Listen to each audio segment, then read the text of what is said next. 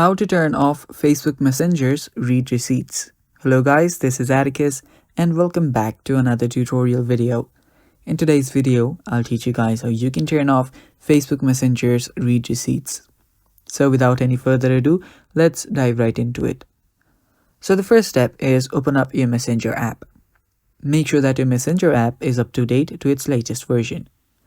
After you do that, head over to any chat section or any chat that you want to turn off your read receipts.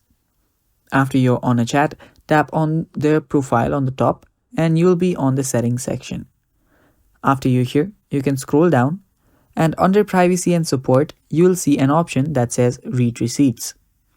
All you have to do is select read receipts and turn it off. As you can see, it's already turned off. Now, I'll show you how you can do it for someone it's on to.